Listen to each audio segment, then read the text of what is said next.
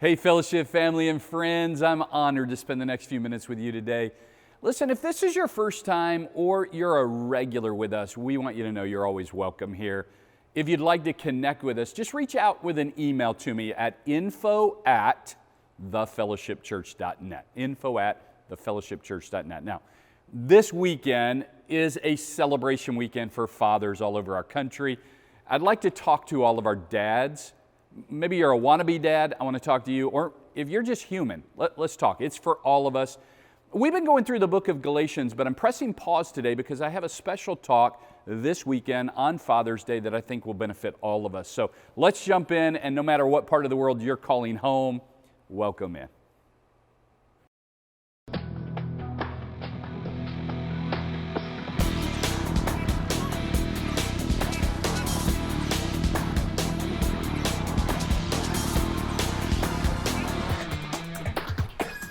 I'm a man with a van. Someday, Tony and his wife Kara will drive off into the sunset in a cherry red 500 horsepower sports car. But for now, his wife's V6 used minivan, complete with dual DVD players and a missing remote, French fries ground into the carpet, 12 missing pacifiers, 3 banana peels, and an impressive 160 horsepower, makes for one sweet ride. I love you, Daddy.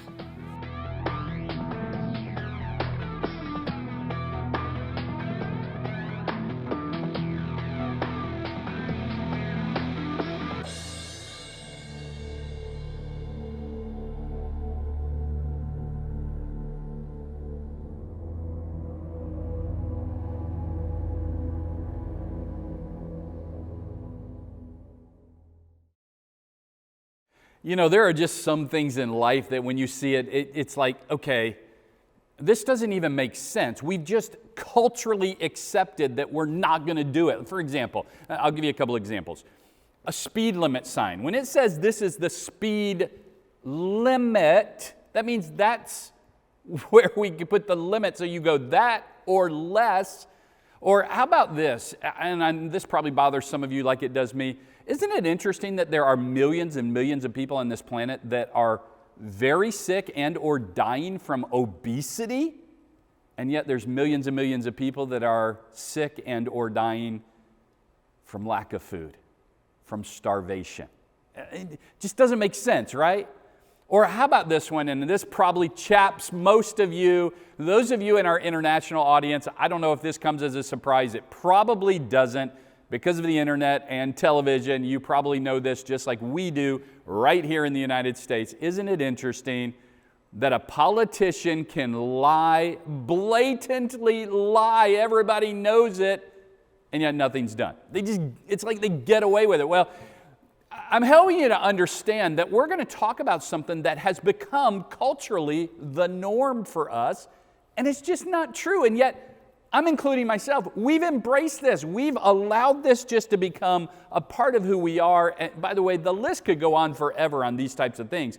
But there's something in the Word of God that has been burning in my heart that I just wanted to address with you that is something that we're just growing up with that's become normally and culturally the norm that I want to address today, and I hope we can address with the next generation as well. And so here's the way we're going to do it. I'm going to give you some context. So I'm going to take you all the way back to the very beginning, Garden of Eden. You remember that place, right?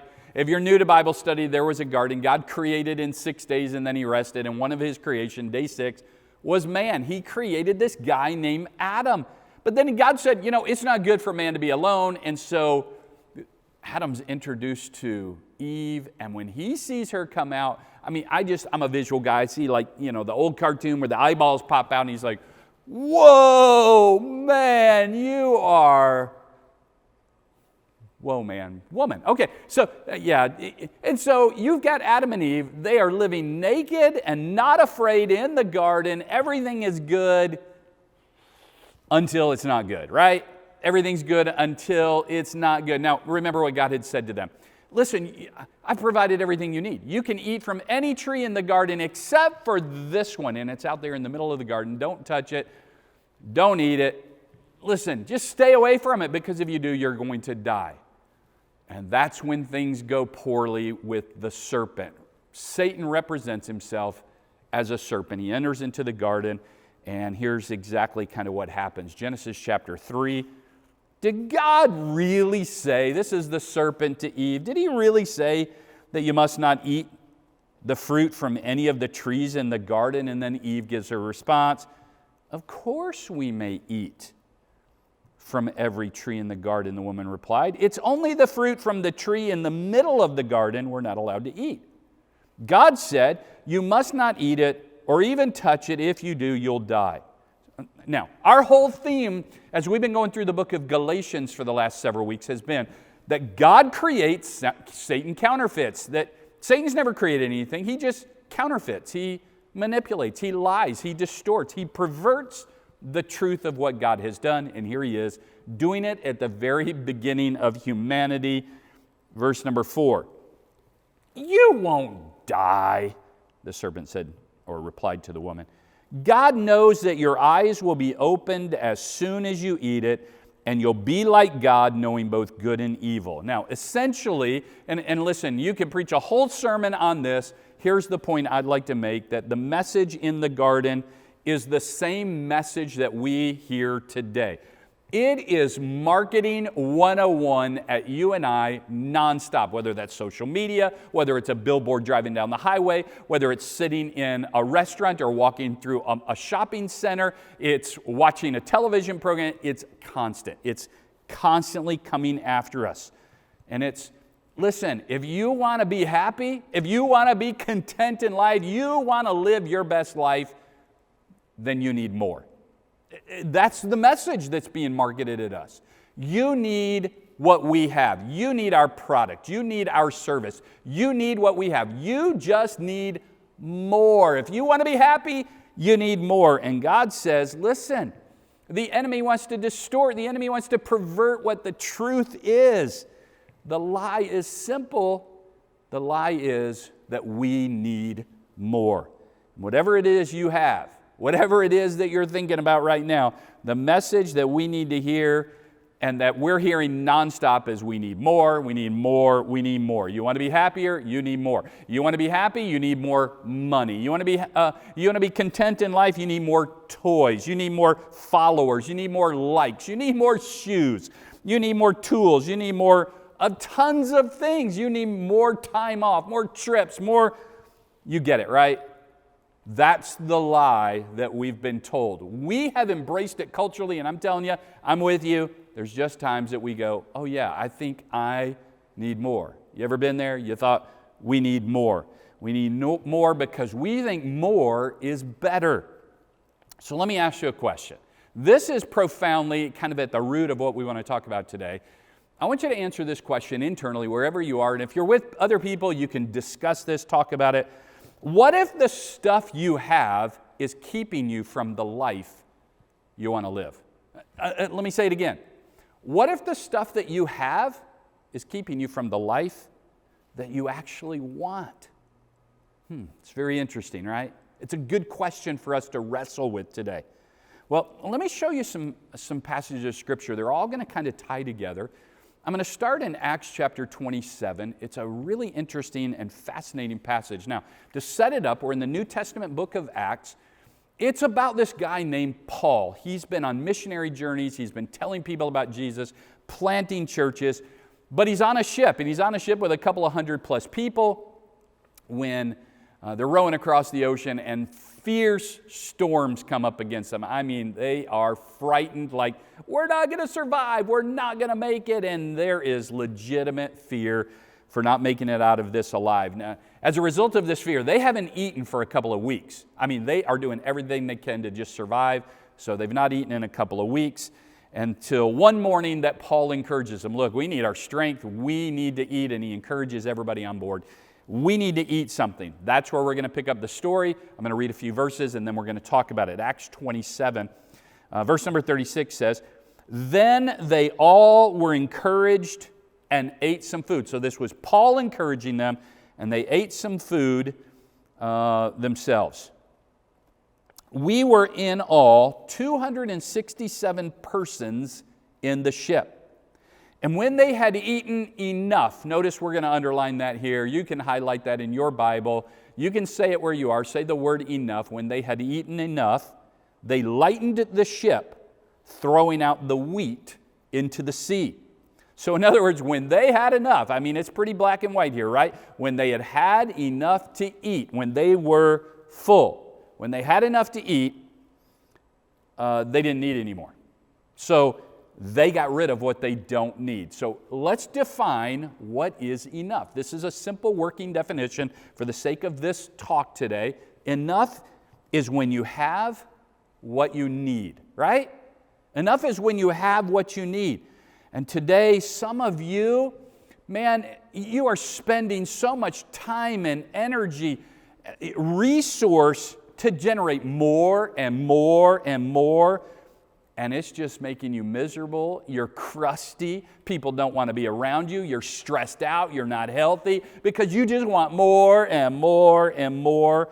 So today, I want you to say a little phrase with me. And I know you're not going to buy in, but let me help you there. So just say it, and then let's talk about what that means for us. Say, I have enough. Oh, that's a hard one, right? I have enough. I'm not even sure we actually buy into it. You can say it, it can come out on your lips, but I don't know that we really believe it down deep in our heart. I have enough. Let's be straight up with each other. Do we really think we have enough? I don't think we live that way for the most part, at least culturally where I live and the circles I run in. I just think that all of us don't believe we have enough, because the way we live communicates we don't think we have enough. It communicates, and this is a battle all of us have. So listen, I'm throwing myself into this boat, and I'm rowing the boat with you today. We see this as a serious challenge. We don't think at times we have enough. So I want to ask you, would you just come honest today before God? I'm doing it as well. Let's be honest before God today, because sometimes the person we're most dishonest with is ourselves. So let's be honest today with ourselves and with God. And let's consider what this means for us. Now, I'm going to ask you to pray something this week. And I'm going to talk about it at the end of the talk today, but I want you to pray. I'm going to say it on the front end. In case for some reason you lose our connection, I want you to know. I want you to pray something this week. I want you to pray this. I want you to pray, God, give me less of what doesn't matter. And God, would you give me more of what does matter? What if we prayed that consistently in our lives? I think it would be countercultural, right? Because we just believe we don't have enough. Well, Jesus teaches us a very important principle. So based on what we've read from Acts 27, let me take you back to Matthew chapter 6. Now you've got to know, these are the words of God. These are the words of Jesus teaching us. Now isn't that profound? This means we should have big ears. Let's listen up. What does he have to say? Matthew chapter 6, he teaches us in the flesh how we handle this. He says, and this may be a passage you're familiar with, don't store up treasures here on earth. This is Jesus talking, friend. And it's interesting because this goes against everything we hear culturally. This goes against the way we live our lives, even Christians. We don't practice this. We're taught save up. We're taught gather more. We're taught fill up your extra barn. Have enough extra in the barn just in case. So Jesus, from the lips of God, says, don't store up treasures here on earth, where moths eat them and rust destroys them, where thieves break in and steal. Jesus goes on to say in verse number 20, store your treasures in heaven. I'm telling you, man, we could change the world if we would change this one thing about our lives. If we would just culturally shift to do it God's way, I promise you, we could change the world. We would end clean water issues around the world. We would end starvation.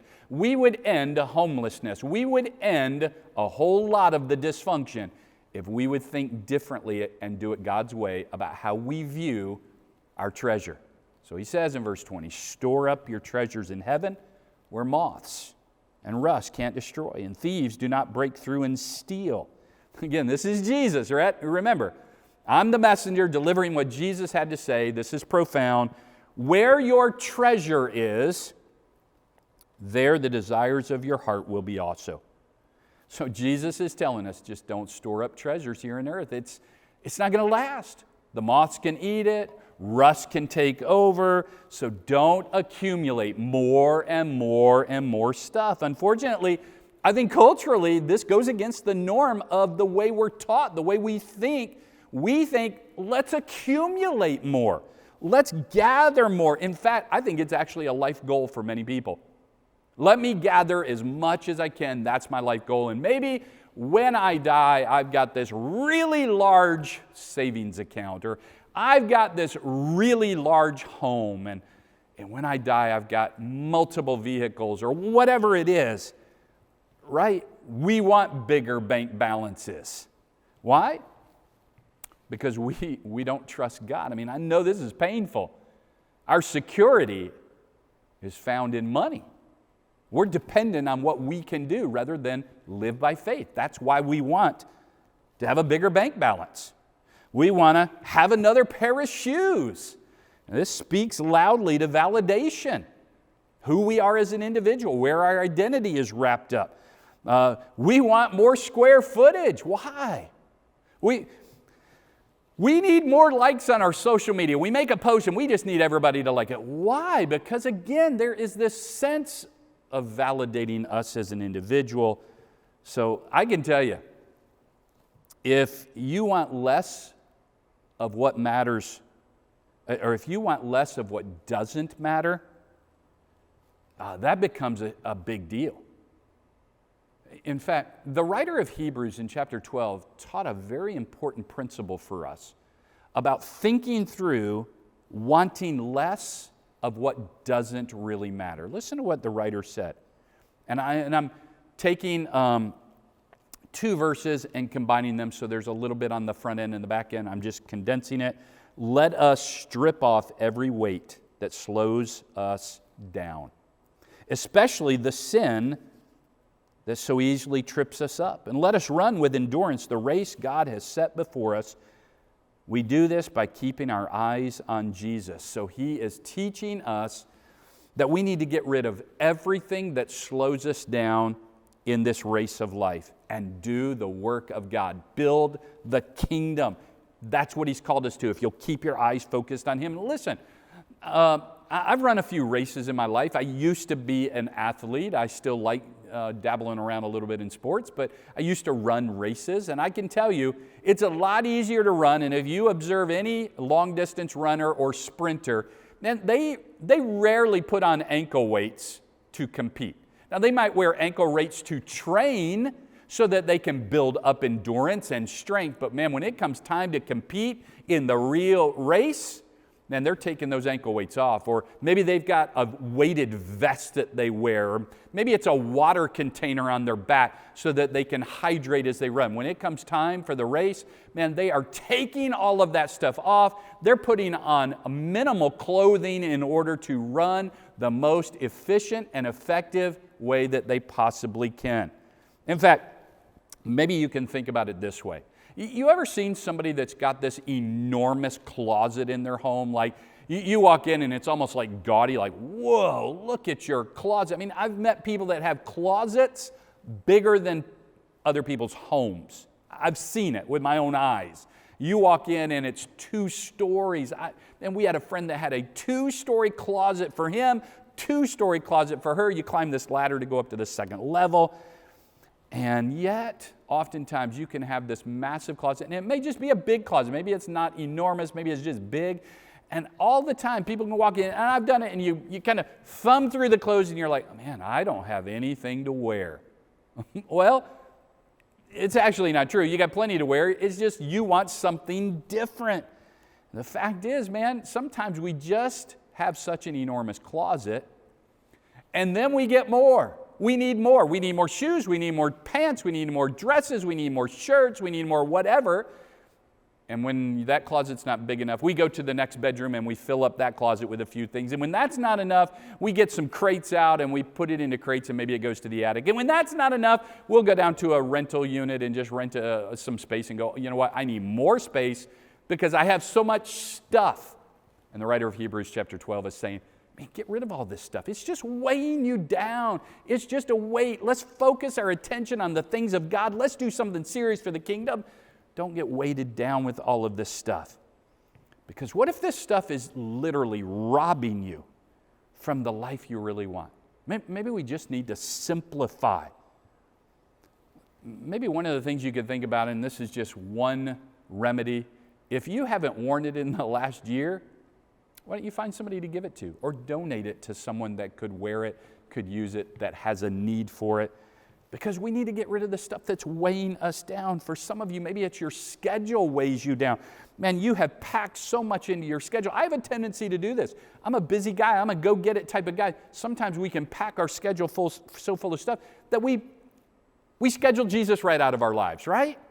That's the point he's making in Hebrews. Get rid of this stuff. It's weighing you down, man. Put your eyes and focus on him. Maybe instead of creating a to-do list, write yourself a I won't do list. These are the things I won't be doing so that you can protect that schedule.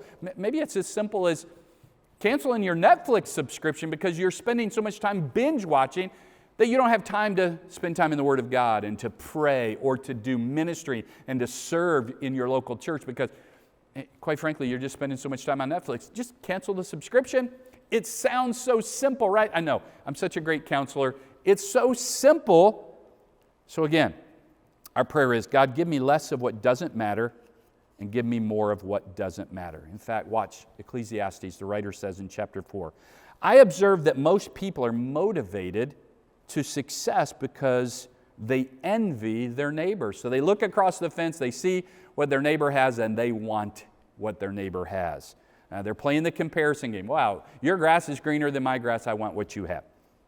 But this too is meaningless, like chasing the wind. Chasing the wind is meaningless. It's just constantly going. Verse 6, I want you to capture this verse. I hope this has shelf life with you. Yet, better to have one handful with quietness than two handfuls with hard work and chasing the wind. Let me illustrate. I've got some chocolates here. Everyone that knows me, if you don't know this, for all of you watching today, I am a chocoholic. I like chocolate. And I like all forms of chocolate. So I want you to think of it this way. Let me illustrate kind of maybe one way to think about this. God is saying, it is better with one handful. I've got a handful of chocolate. Because one handful with quietness, this leaves room for the other hand. This leaves room for me to be a blessing with the other hand. I can give with the other hand.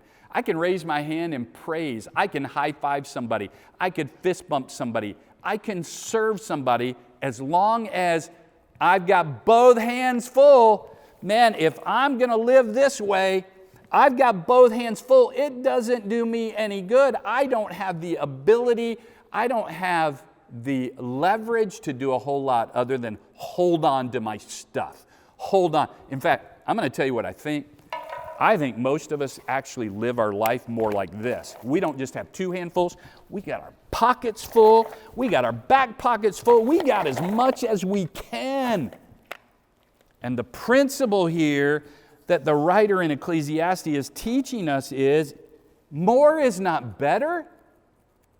Having a handful with quietness is better than two handfuls and all the work it takes. Better is one handful than the weight of debt.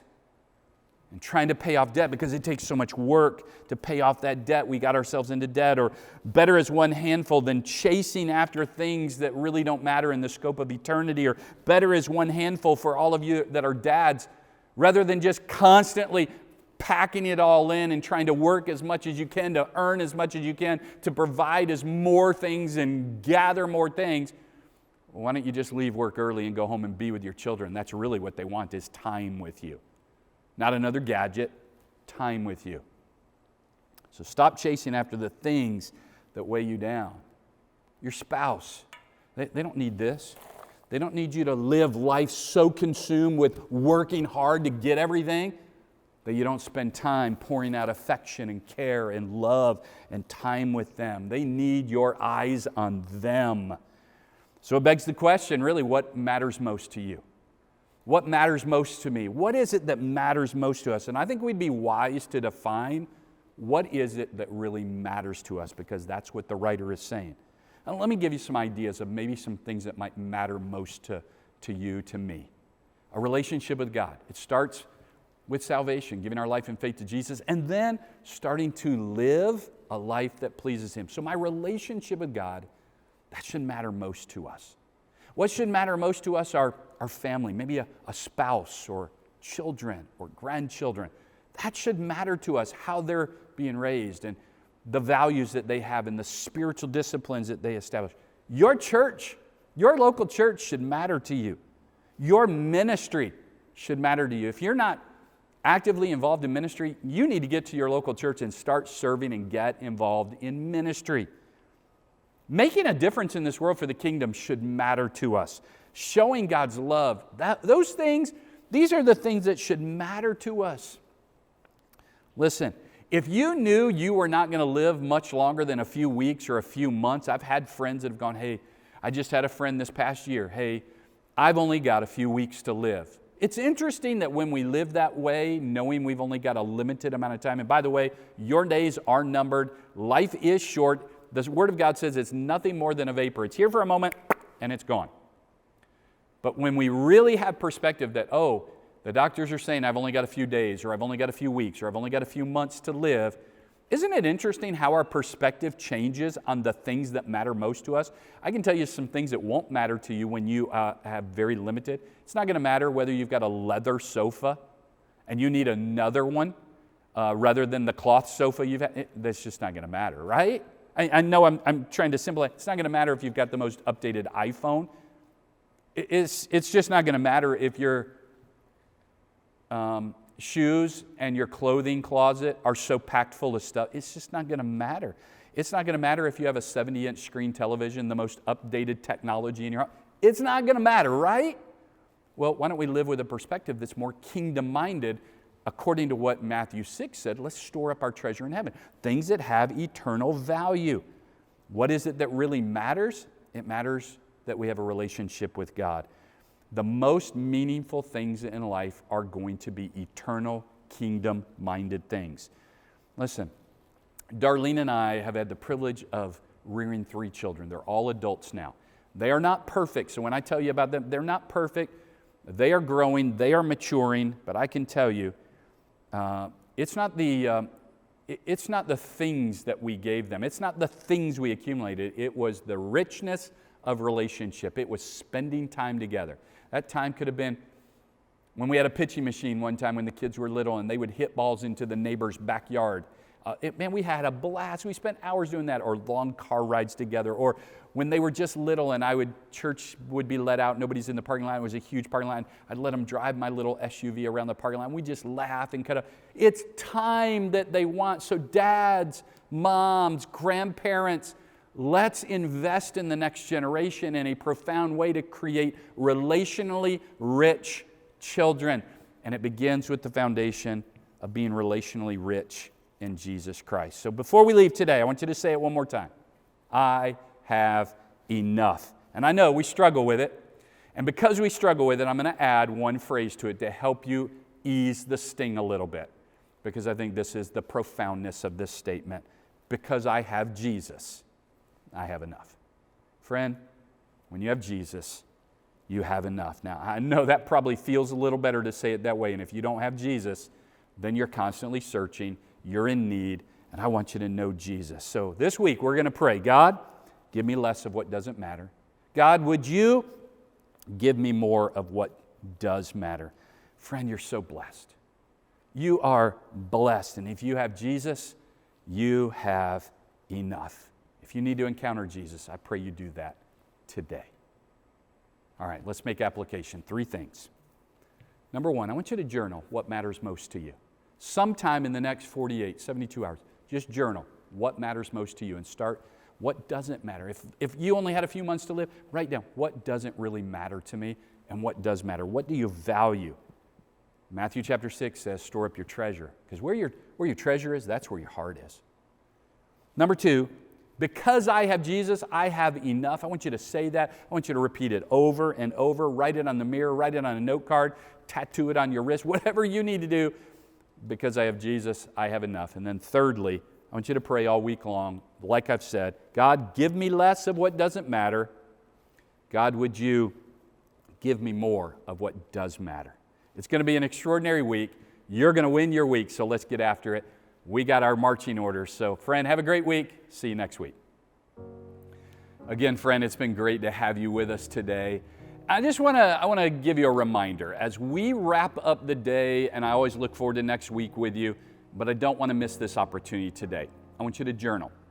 Journal what matters most to you. And I want you to remember this week as you're praying, as you're thinking, God, give me what matters most. God, help me to know what doesn't matter and to eliminate because I have enough. I don't need to fill up my pockets. I don't need to have both hands full. I need to have a free hand to do ministry. I have enough. And I pray this ministers to you in a great way. Listen, friend, it's been great having you today. Thanks for being here. Share us with someone else. As you know, we've got millions of people watching the program. And we are delighted and honored to come into your home and into your space and tell you about Jesus and how He's changed our lives, and He can change your life and you can live for Him. So today, go win your day.